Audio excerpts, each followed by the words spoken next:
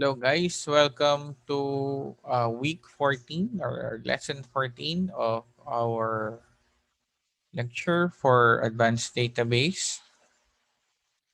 Today we will be talking about the topic of NoSQL data model, as well as how do we create databases and records inside NoSQL, as well as the different data types that NoSQL supports.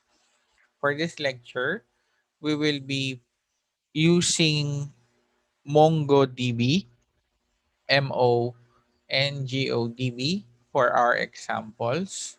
There are lots of different types of NoSQL, but I suggest that you use MongoDB because first, it is more accessible, and then secondly, it is widely used. We also have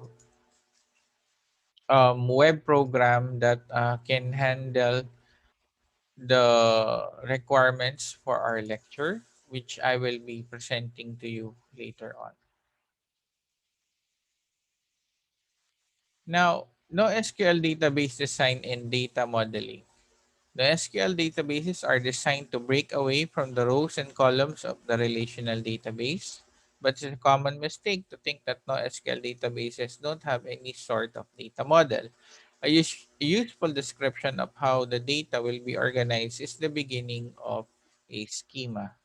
Relational databases have had generations of users and developers to work out standard design methods. Various format tools exist for describing the relationship between the objects in a business domain, and these formal descriptions can then be used to dictate how the data will be stored. The same types of standard data modeling tools are not available for NoSQL data modeling. One recommendation is to begin with a business domain model expressed in a form that can be incorporated in an application such as a JSON document. Another important design driver is the types of data access that need to be supported. Some use cases require access via query language and others require access by one or more applications. Because no business or application domain is static, change over time must also be taken into account. When it comes to flexibility, NoSQL database schemas are much less costly to revise. Now, when we um, when we encounter the term JSON, what does or what comes to your mind?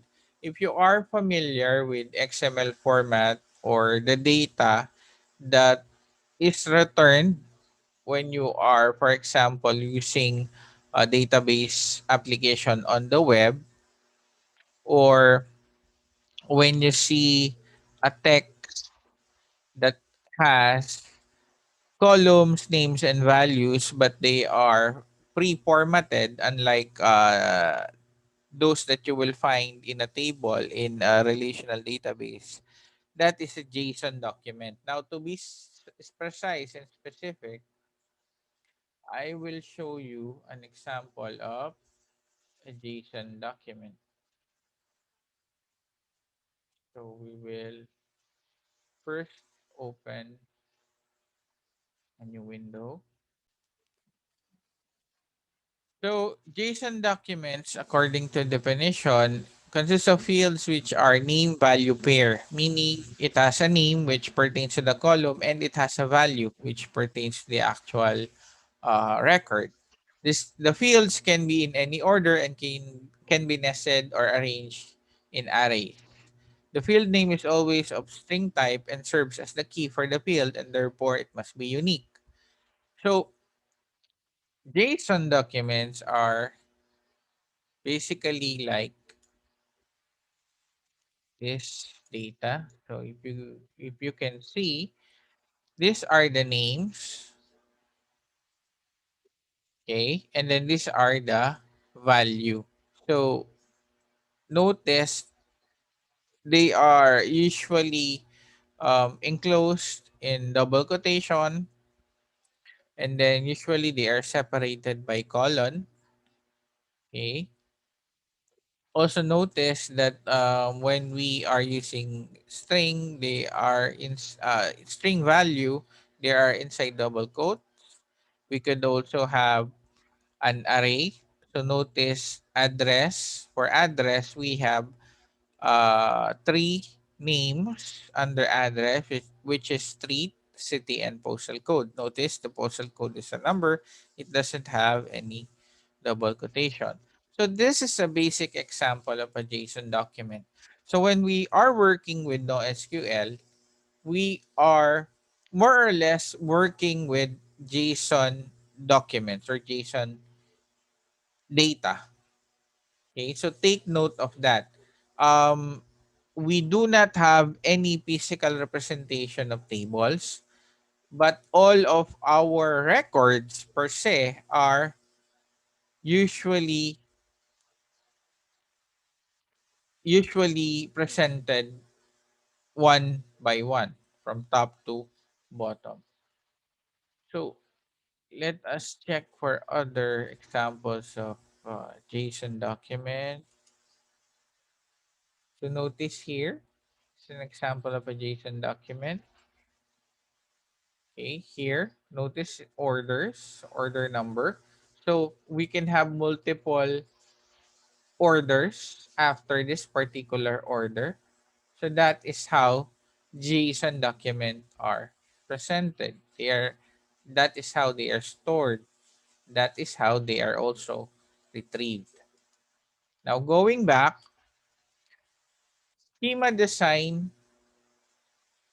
schema design for NoSQL databases. NoSQL databases are designed to store data that does not have a fixed structure that is specified prior to developing the physical models. Developers focus on the physical model. They are typically developing applications for massive horizontally distributed systems, putting an emphasis on figuring out how the scalability and performance of the system will work. But they still need to think about the data model they will use to organize the data. A fundamental property of NoSQL database is that the need to optimize data access, which puts the focus on query patterns and business workflow. The first step is to establish business requirements and work out the specific needs of all the people who will use the application. The goal for schema design is to plan keys and indexes that are fast and effective for application queries that complement workflow patterns. There are multiple ways to go about selecting a primary key or deciding which field should be indexed. Reviewing the needs of the user may lead to some likely candidates for indexes. Consider how users will query the data and how often. One way to do this is to review the actual queries after the fact, which may reveal patterns that can guide which fields to index. One of the advantages of NoSQL databases is that they are relatively easy to modify in response to changes in business requirements, query patterns, or the data itself, which means that there will be an iterative process of schema design throughout the lifetime of the application. Okay, take note guys. There is also a concept of primary key and index in NoSQL databases. The reason for this is that there are certain name or columns that are used for querying or for extracting data, and then we need to place indexes on them in order for us to speed up the query operation. Okay, take note. Both relational and NoSQL databases makes use of primary keys as well as indexes. Okay. And then also take note, as it is said in this particular line, the process of schema design in a NoSQL database is iterative because there might be a time that a particular column will be used, and there might be a time that a particular column must be indexed or its index must be removed depending on the changes that is needed over the use of the application. Some decisions may be suggested by the structure of the data itself. In a database of automobiles, many of the component systems are the same, so the schema might reflect inheritance with optional add-ons. In a logistic application, adjacency might be used to group delivery addresses, suggesting a tree structure for the schema. How often will data and documents be updated? This varies greatly depending on the nature of the application, as I have said earlier. A feed of real-time sensory data may update thousands of times per day depending on how it is being stored. There are multiple ways to model time series data in a document database such as MongoDB, such as one document per data point or bucketing data points into one document per minute. Sometimes the predicted size of the index also has a bearing on how data is stored. One MongoDB customer in financial services considered having one document per transaction, which would have created a predicted index size of 280 gigabytes. Choosing to bucket transactions by month reduced that size to 30 gigabytes. So this is just an example. So indexes must be properly planned out, otherwise it might lead to excessive storage occupied by the NoSQL database. NoSQL data modeling. So what is a NoSQL data model? Since the NoSQL databases vary considerably in how they are designed, data models for each of the four main types will naturally reflect these differences. Put another way, the type of NoSQL database is used by an application will be chosen for a specific use case that takes advantage of the specific differences. Evaluating the best data model for the use case is a key consideration in deciding which NoSQL database is the best fit for your needs. Each of the four main types of NoSQL databases is based on a specific way of storing data. This provides the logic for a data model in each case. Document databases store data in a document data type, similar to a JSON document or object. Each document store pairs of fields and values or names and values with a wide variety of data types and data structures being used as values. Developers typically embed the structure of document fields and values in the code objects in their application. Queries are used to retrieve field values, and a number of powerful query languages have been developed to exploit the variety of field value types. Each item in a key value database consists of a key and a value, making this the simplest type of NoSQL database. The data model consists of two parts: a string with some relationship to the data, such as a file name or URL, which is used as the key, and the data, which is treated as a single collection.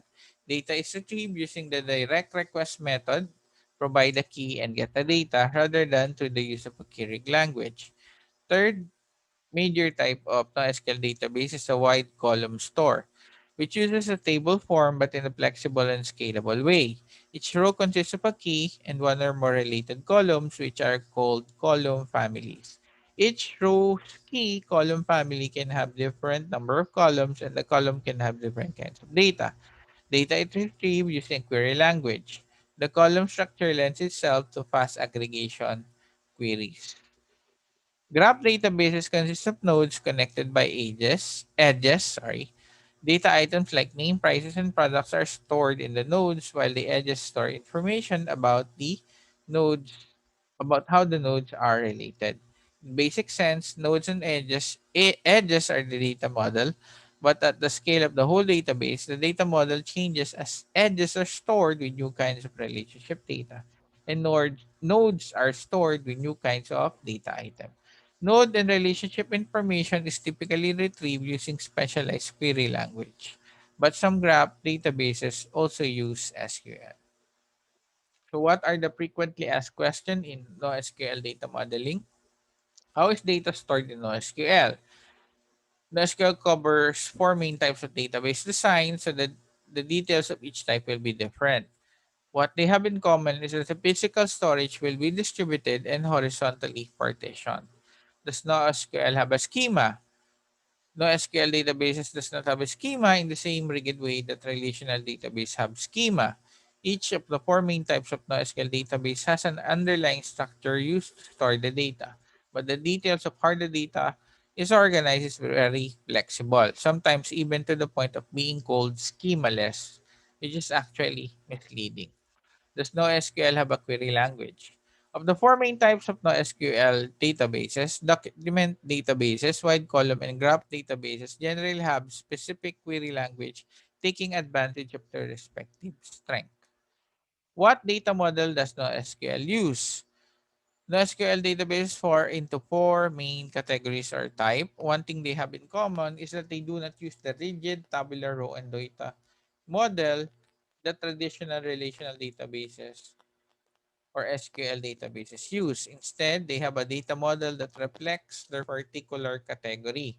Document databases can store a great deal of information in a single document and can nest document.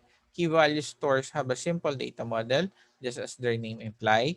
Wide column store feature more variation in data types and number of columns in use than row oriented relational databases. And graph databases have data models based on graph theory, with data models made out of nodes and edges that relate those nodes. For now, we will be discussing about the data types found in MongoDB, which is a document-based NoSQL database. So MongoDB stores documents on this in the BSON serialization format. BSON is a binary representation of JSON documents. Through BSON data format, it contains more data types than JSON. The Mongo JavaScript shell and the MongoDB language driver translate between BSON and language-specific document representation. BSON supports the following data types as values in document. Each data type has corresponding number, an integer ID from 1 to 255 that can be used with the $sign type operator to query documents by BSON type. So we have here, the first one is double, represents a float value. Then number two is string. We also have object, okay. And then we also have JavaScript, timestamp, min key and max key, date, boolean, null, as well as binary data and regular expression. So those are the different data types that we have. So these are the lowest to highest comparison order when comparing values of different BSON types. So we have the first one is min key, second is null, and then the last is max key or internal type. Databases. A number of databases can be run as a single MongoDB server. Default database of MongoDB is DB, which is stored within the data folder. So this is a command line interface or CLI of the MongoDB. If you are actually installing MongoDB, you will be using what we call a MongoDB shell in order for you to connect to your database. But there are numerous free software that you can try to use online. Um, I have installed different programs, and the one that I found that is very easy to use is NoSQL Booster. NoSQL Booster for MongoDB. However, that is if you have your own computer. If you have, or if you don't have your own computer or is using a cell phone or a tablet, what you could do is you could use mplay.run website. They have a MongoDB online terminal. The problem with this one is the processing is very limited. Okay, this is just for testing the different queries. But if you want to run your actual application, or if you want to have your own MongoDB server, you need to be connected online in order for you to make use of the pre-MongoDB database. It is under cloudmongo.com. So what you could do is you could register for a free account, and then that particular account, you could actually use it if you want to connect your own application. So this one, MongoDB Cloud, you could try it for free. They have a free account, although limited. It will already be useful for different applications like web applications, mobile applications, or even desktop applications. So if you want to use this MongoDB Cloud, you could connect using NoSQL Booster. They also have their own GUI which is called Atlas. You could also try to use that. But for me, NoSQL Booster is already sufficient and the interface is very good. So for now, we will be using mplay that run.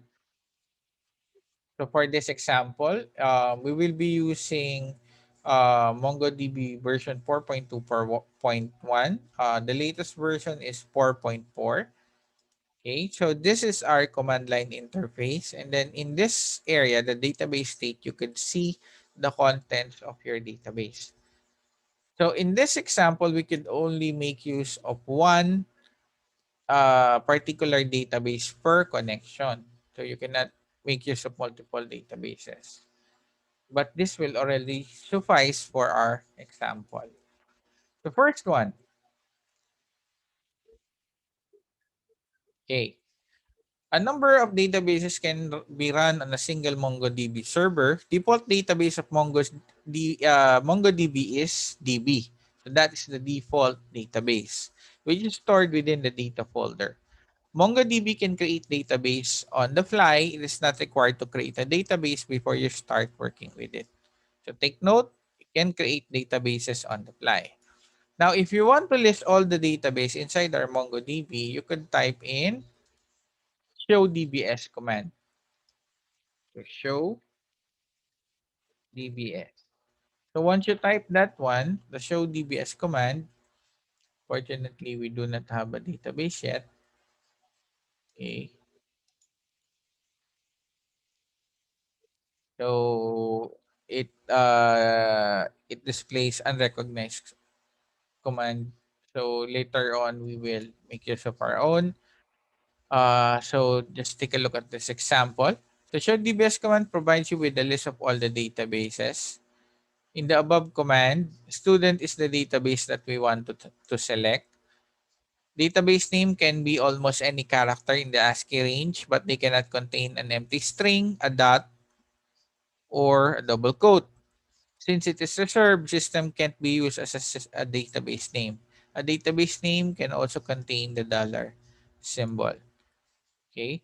So if you want to create your own database, you could use the keyword use followed by the database name. Just follow the naming convention that we have stated. So for example, use test.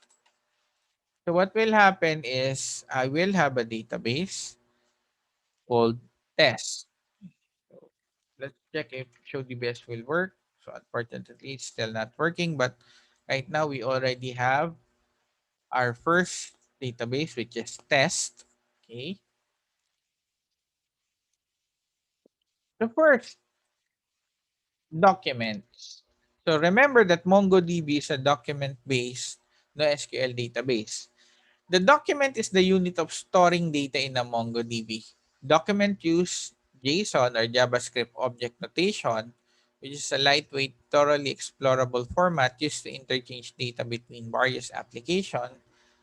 Style for storing data. A simple example of a JSON document is as follows. So, as I have said earlier, we have name, which can be inside the double quote or not. Sometimes it depends on the actual um, use that you are doing. In this instance, we did not provide the double quote, but it will also work if you will provide double quote for the name. It is separated by colon, and then this is a string. Why? Because we use double quote for the value. Okay, they are inside curly braces. Often the term object is used to refer to a document. Documents are analogous to the records of relational database management. Insert, update, and delete operations can be performed on a collection. So let us compare on how MongoDB or document-based NoSQL relates to a relational database. When we say table, in MongoDB, it is considered as a collection. So table is a collection in MongoDB. A column is considered as a key. A value is the same as a value. Whereas records are document. So this one is a record. And rows are object. The following table shows the various data type which may be used in MongoDB. So those are the different data types.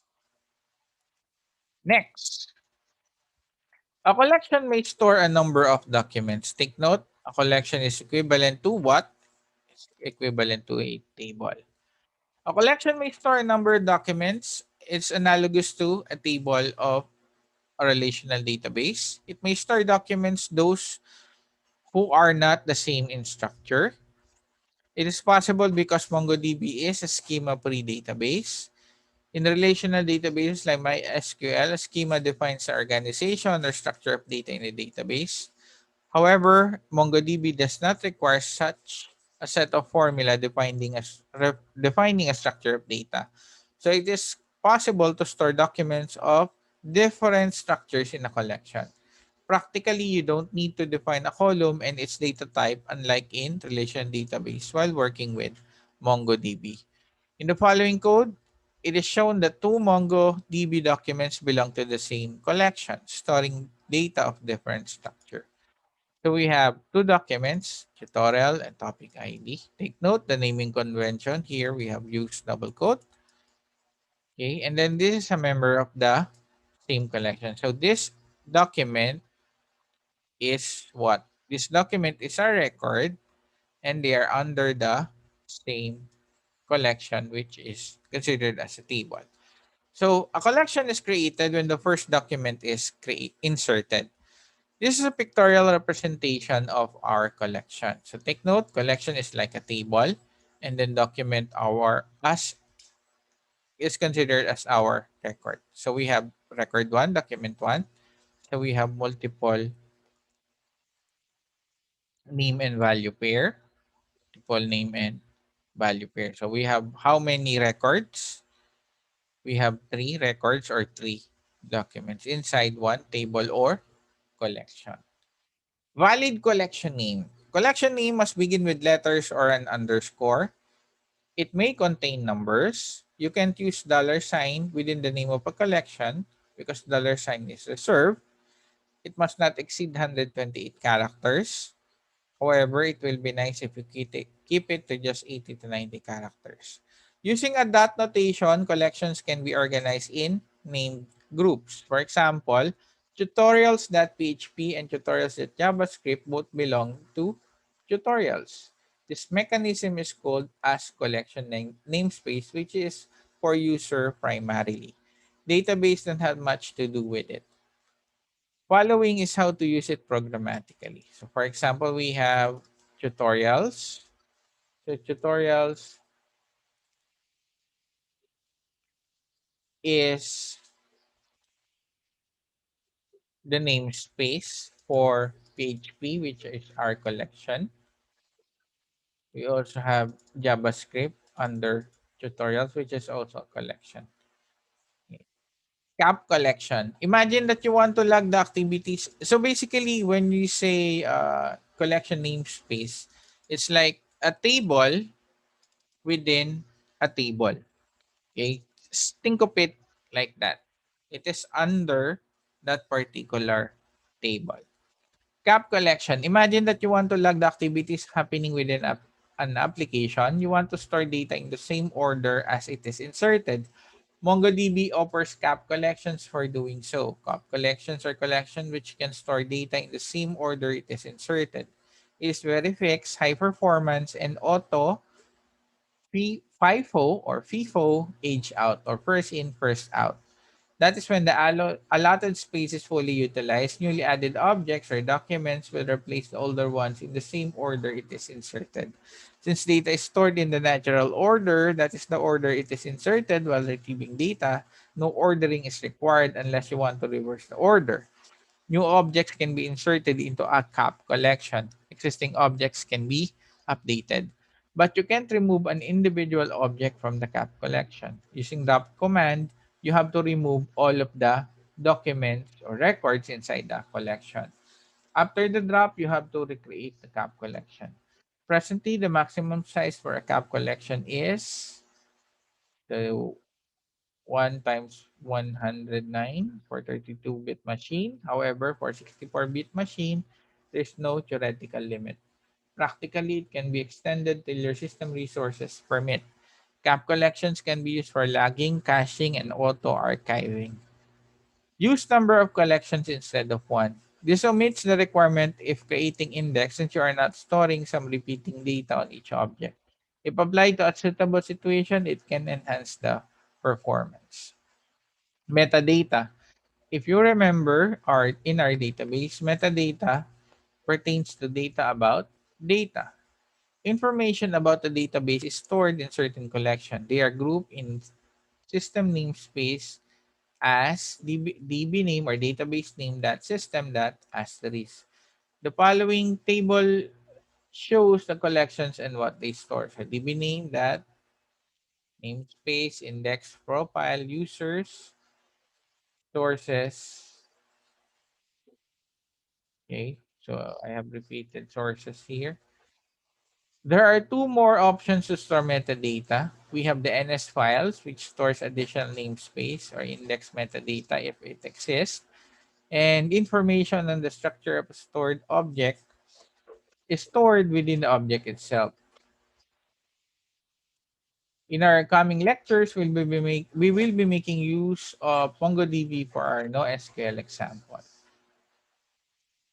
So MongoDB create database command. Use database method. There is no create database command in MongoDB actually. MongoDB does not provide any command to create a database. It may look like a weird concept if you are from traditional SQL background where you need to create a database table and insert the values in a table manually. But in MongoDB, you don't need to create a database manually because MongoDB will create it automatically when you save the value into the defined collection for the first time. You also don't need to mention what you want to create. It will be automatically created at the time you save the value into the defined collection. So notice if in relational database, we need to make use of DML commands in order for us to create the database, the tables, and the object. In MongoDB, that is not the case. Once you insert a collection, your database will automatically be created. And then also, there is no need to define a collection. Why? Because when you insert a document, it will automatically be created in the collection that you have specified. So it is pretty straightforward and there are no rules. There are no specific rules aside from the syntax. So let me show you the examples that we have.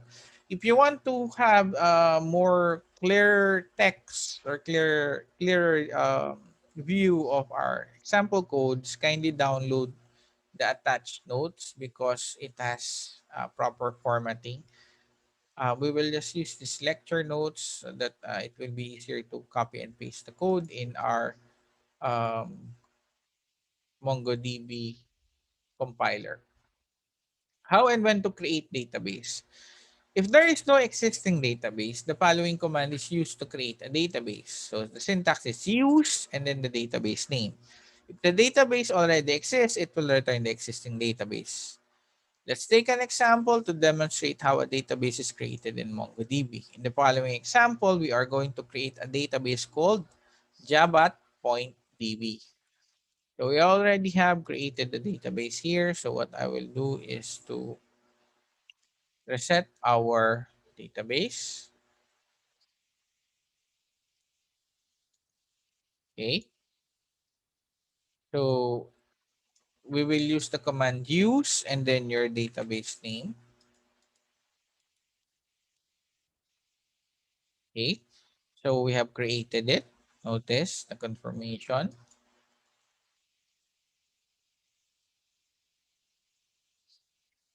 Okay, and then let me show you also how this one would work if you are using a GUI, a Windows GUI.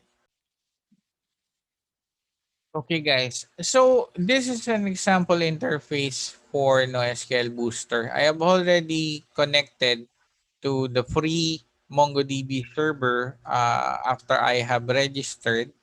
So if you have registered to the cloud at MongoDB, it will provide you with a cluster, and then all you need to do is to click the connect button. So once you do that, it will provide you with connection string as well as the username and password.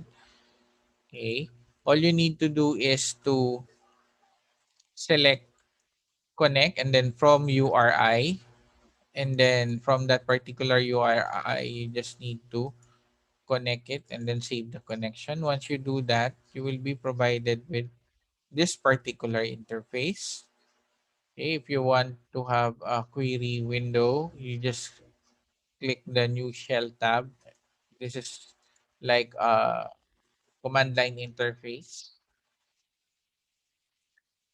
So going back, so here we have used the use database command. So let's also try to create the same code here. So use java.db and then run. Okay. Right now I'm getting undefined. Okay.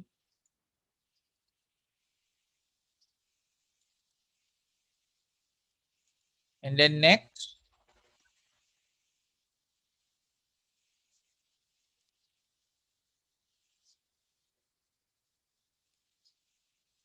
okay, I will connect first, I think.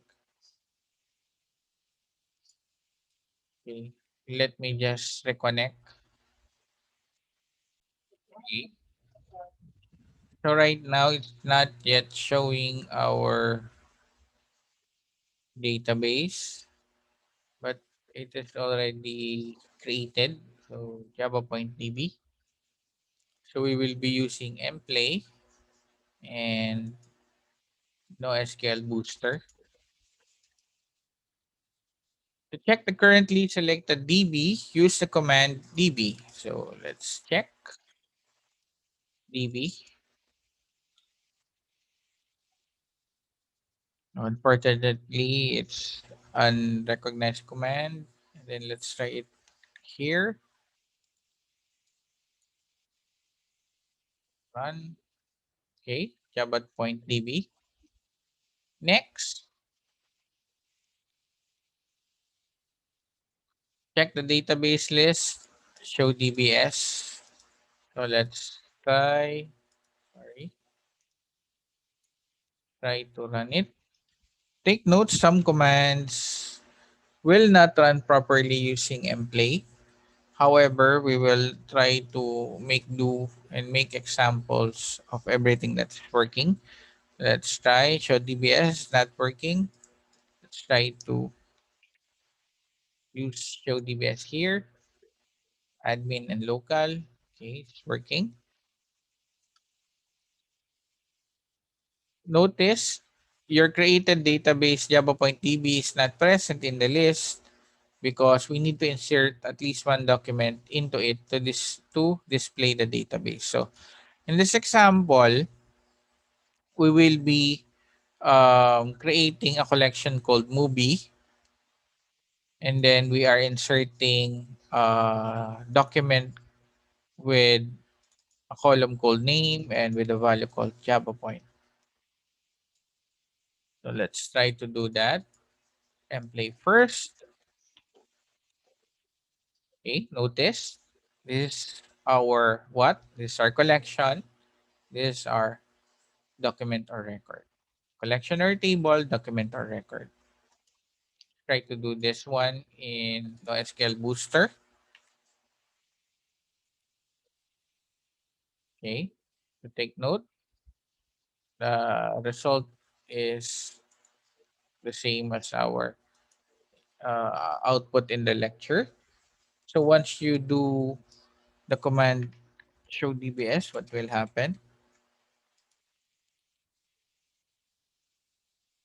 So it's now appearing. The database that we have created is now appearing because it has a record. So let's try if this will now work. We're not quite sure. Check, still not working. Anyway, the record is already here. Next, MongoDB drop database. So the drop database command is used to drop a database. It also deletes the associated data files and it operates on the current database. So db.drop database. The syntax will delete the selected database. In the case you have not selected any database, it will delete the default test database. To check the database list, use the command show dbs. Show dbs. Okay. If you want to delete the database java.db, use the drop database command as follows. So we need to use java.db first. So use java.db execute. Okay, so we have switched there. Then next we dropped it. So we dropped it. So again, we use show dbs to check if still there. Still there. Okay.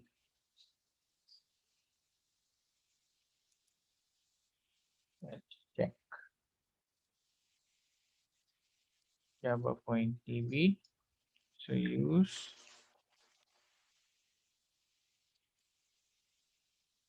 a try to drop it again.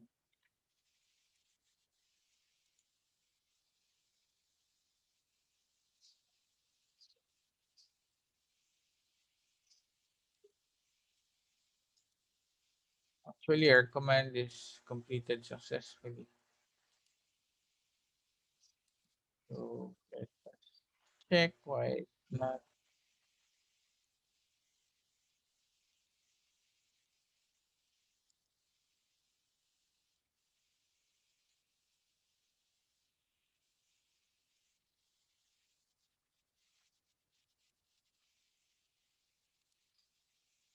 Okay, sorry about that. So right now it's already deleted. So let's try if this one will work using mplay, but I doubt this will work. Unauthorized command, so meaning to say we are not allowed to use the drop database in mplay. Anyway, next is MongoDB create collection. Take note, collection is the equivalent of a table. So in MongoDB, db.create collection is used to create collection. As I have said, usually you don't need to create a collection because MongoDB automatically creates it when you insert some documents or records. But let's see how we create a collection inside MongoDB. The syntax is db.create collection and then open close parenthesis, the name of our collection and the options. Take note for the options, we can have what we call cap, which creates a cap collection or a fixed size collection, which automatically overwrites all these entries when it's reached the maximum size. We have auto index ID, which creates an index ID on the field. Also have the size, specifies the maximum size for the cap collection, and max, which specifies the maximum number of documents allowed in the cap collection. So let's take an example to create collection. In this example, we are going to create a collection called SSSIT. So we create a new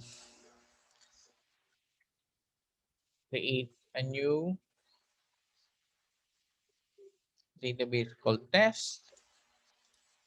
So use test. Okay. Example test. Okay, take note, our table has been changed to test. Next, db.create collection SSSIT. So we will create the collection SSSIT. SIT. Okay. So it does not contain anything yet.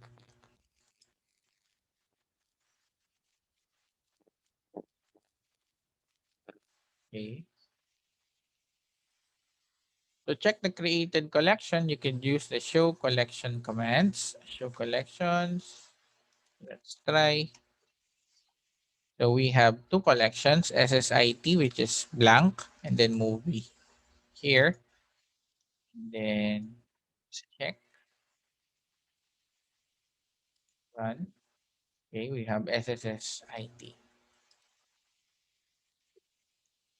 How does MongoDB create collection automatically? MongoDB creates collection automatically when you insert some records, or sorry, some documents.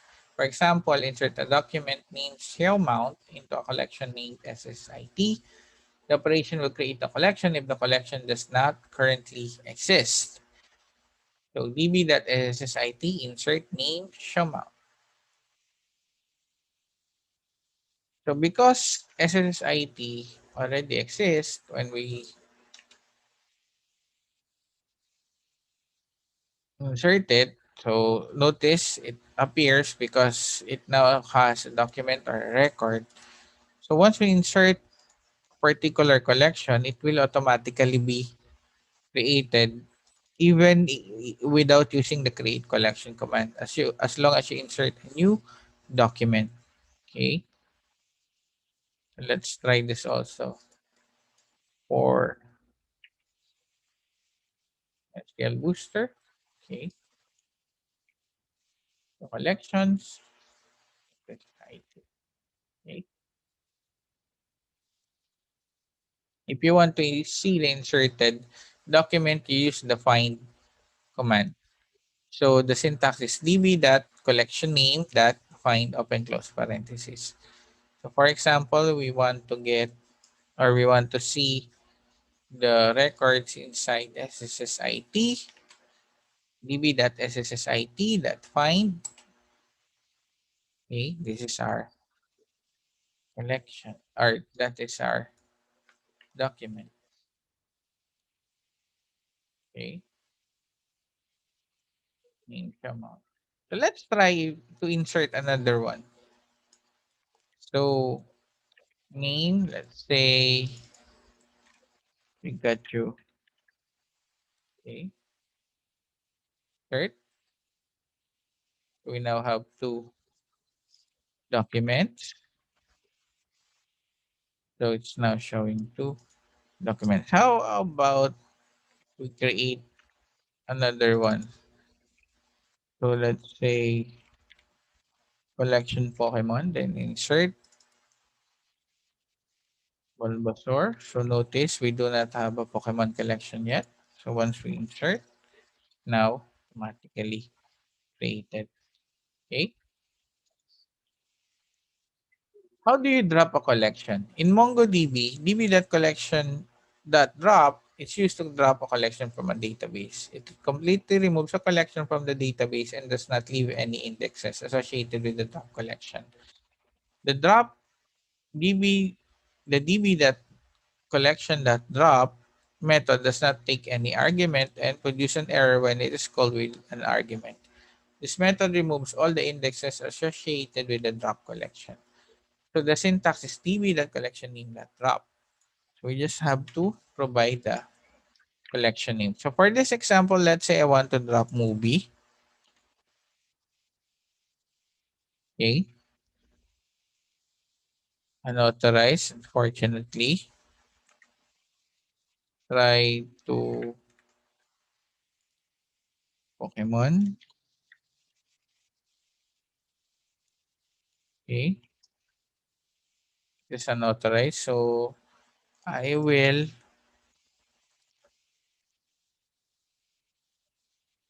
create it inside our SQL booster.